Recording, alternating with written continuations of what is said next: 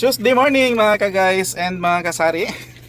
Tuesday na pero hindi pa tapos ang aming trabaho kasi last Sunday ang grocery namin is nakakalat pa dito sa aming sala sa Lagintot sa Lagubang.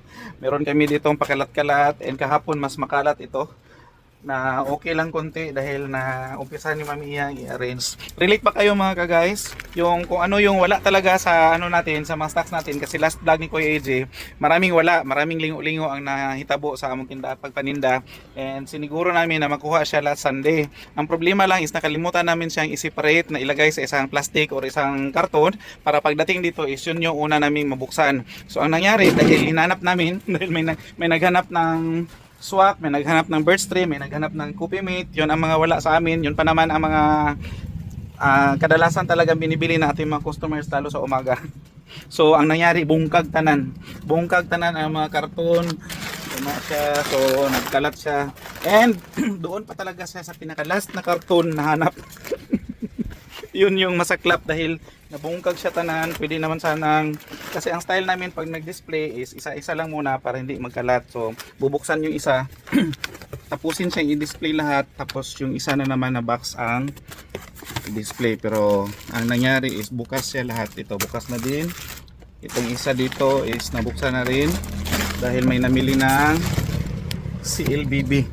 Ito si CLBB guys. Sobrang mabinta si CLBB. May CLBB na ba kayo sa tindahan ninyo? Magkano bintahan ninyo guys? May iba tayo. Magkano bintahan ninyo sa inyong mga CLBB? Kasi sa amin dito is nasa 240 yung ano ba kalaki to? 1.5 liters. So sa inyo guys, na CLBB ninyo, magkano ang binta ninyo sa 1.5 na CLBB? Kasi may 1 liter din yan. So ito, part pa ito ng mga kalat, pati ito dito, andito pa sa taas yung iba. And nakabili kami ng, kasi dumaan din kami magkiruhan, so nakabili kami ng ganito.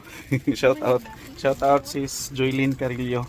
May ano din kami, may stick breed na i-repack. Nakita ko ito sa ano, kita ko yan sa vlog ni sis Joylyn Carillo. Ang aming amigo si Ili. Ito sis Joylyn, sis Joylyn si Ili. Ito part pa din ng aming kalat, ang ating titsire. Ito yung titirahin ni Kuya AJ mamaya pagkatapos kong mag-vlog. And bago yung ating itlog maalat. Itlog maalat at saka meron tayo ditong bago na peanut butter pang partner sa ating loaf bread. Kaya lang si loaf bread namin guys is naunang maubos. Naubos siya kagabi. And may bago ring dating. Itong ating fish cracker. Binta namin tag 5 ang isa. Itong tatlo is 120 yan. May 10 pesos ka per pack o per balot. Per balot na, so meron tayong ano dyan, 30 pesos na kikitain. So ginagmay lang kay para kita mabigla kung dagkoon. Kaya makabigla kung dagkoon. Kung naay dako okay ra pod, mas magpasalamat akong dako. So ayan ang ating mga sitseria guys, mga naiwang sitseria. So dadagdagan ni Kuya AJ yan mamaya para mapuno na naman ang ating sampayan ng mga sitseria. Yun ang mga task ni Kuya AJ ngayong araw, pero pupunta din ako ng gulayan kasi mamili ako ng mga gulay. And dadagdagan ko din siguro itong itlog natin kasi si itlog is alam natin mabenta talaga yan kahit hindi umaga may namimiling itlog, so kailangan hindi tayo maubusan ng itlog. Ito siya, part pa din ito ng ating gagawing sa ating sitseria. So ano po ba ang mga update ni Kuya AJ? May namigay pala na guys, maagang blessing. May natanggap si Kuya AJ na maagang blessing, ang ating pa-avocado ni Madam O. Pa-avocado ni Mayora. Ayan ang ating mga gulayan, konti na lang. So need talaga ni Kuya AJ manggulay mamaya. Pati si natin si tuyo, konti na lang din ang ating tuyo. Sabay ko na yan siya pamili sa ating mantika kasi paubos na rin yung mantika. So yung mga item na hindi ko pwedeng mabili pag Sunday, so kailangan to talaga siyang puntahan ng weekdays. Weekdays ko siya puntahan kasi sarado siya pag Sunday si bilihan ng tuyo at saka bilihan ng mantika. Ayoko ring mamili doon sa ginagroceryhan namin ng mantika kasi mahal. So alam naman natin na tayo ay naghahanap talaga ng mga kung saan tayo makamura. So doon tayo mamili kung saan tayo makamura. Kung alam natin na may mas mura doon na bilihan, doon tayo may mamili. Wag nating anuhin na doon na lang mamili sa medyo mahal kasi pag bininta natin yon, mahal na rin yung bintahan natin. So much better na bilhin natin siya doon sa mga mabababang presyo para pagdating dito hindi rin siya masyadong mahal. So hindi masakit sa bulsa natin mga customers at saka hindi rin masakit sa dughan nila. Kasi pwede pa natin siyang ibaba konti. Or depende na sa inyo kung magkano bintahan ninyo guys. Basta at least doon tayo namili sa mga mura na bilihan. Kasi yun naman talaga yung ano natin. Yun naman talaga yung purpose natin. Bakit tayo namimili dyan sa isang tindahan na yan dahil nagustuhan natin yung presyo nila. Same din yung feelings na ating mga customers. Pag medyo mababa yung presyo mo at hindi masyadong mataas, pipiliin ka talaga ni customers na puntahan kahit na medyo malayo yung ano nila, malayo yung bahay nila or malayo yung tinitirhan nila sa tindahan mo. Kahit na maglakad pa sila, pupunta talaga sila sa inyo basta gusto nila mamili sa inyo dahil nagustuhan nila yung presyo ninyo at saka nagustuhan din nila yung serbisyo ninyo. So yun yung feelings ng mga customers. So ganun din tayo. Kailangan nating alamin, kailangan nating suotin yung mga sapatos nila para at least alam natin kung ano yung mga hinaing, ano yung mga feelings nila. At saka hindi tayo masyadong magpatuyang lang o magpaturagas sa Bisaya. Magpatuyang kung ano yung ano natin gusto natin presyo sa ating tindahan dahil kung masyadong mahal din yung mga paninda mo, hindi rin siya hindi rin siya makaka-attract ng customer kasi isa sa mga maka-attract sa ating customer is ang ating presyo at saka kung paano natin i-serve yung ating mga customers. So yun ang lagi nating tandaan.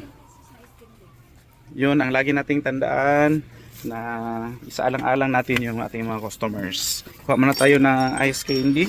Balik 10 mami? 10 kabuok. 10 kabuok. By the way mga ka-guys, mga kasari, may ice candy din pala si Kuya AJ. Uso yan siya ngayon, trending siya dahil summer.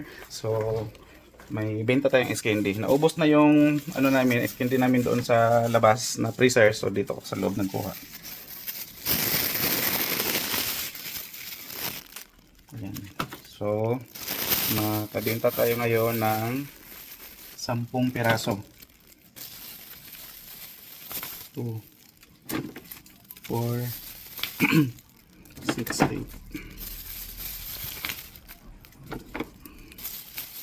8. Ang aming ice candy is mango flavor kasi mabenta yung mango flavor. Shout out kay Sir Reyes Store from Canabo kasi mabenta din daw sa kanila yung ice candy na mango flavor. Pabilang ulit baka nasobraan ko. Hirap kasi siya may hawak akong camera. So yun, kasi nga balik tayo sa ice candy kasi nga si ice candy is mabenta pag summer. So mas maganda na meron tayong benta rin na ice candy. So ini updates pa guys, wala na siguro. Last na lang ito. May nakita ko dito. Yung mga nakabundle natin na mga birch tree, may mga may mga less, ano ba to? Hindi siya less. Lang pala siya. Yung promo sa binibilhan namin, mga points, may mga points lang pala siya na makuha. Anyway, pag natigom yung mga points sa mga tindahan, okay na rin kasi pwede mo rin siyang ipamili ng mga grocery doon. So, ito points din siguro. Save 7 pesos ang ating chippy. Pag ito yung bilhin mo, nakabalot siyang 7. Nakabalot siyang 6, tapos merong premium na stick. So, meron tayong ma-save na 7 pesos. So that's all na lang muna siguro mga kasari and mga ka-guys. Thank you sa pagsama ninyo ulit kay Kuya AJ kahit minsan lang talaga si Kuya AJ makapag-upload dito sa ating YouTube channel. And huwag niyong kalimutan guys, samahan and i-follow niyo rin si Kuya AJ sa ating Facebook page, ang ating AJ Kimpo Vlog sa Facebook at saka ang TikTok ni Kuya AJ. Kuya AJ lang po ang i-search niyo guys sa ating TikTok para makita niyo din doon yung mga ina-upload kong reels, andoon din sa ating TikTok. Ayan. So, that's all na lang muna talaga for today mga ka-guys. God bless us all and happy Tuesday.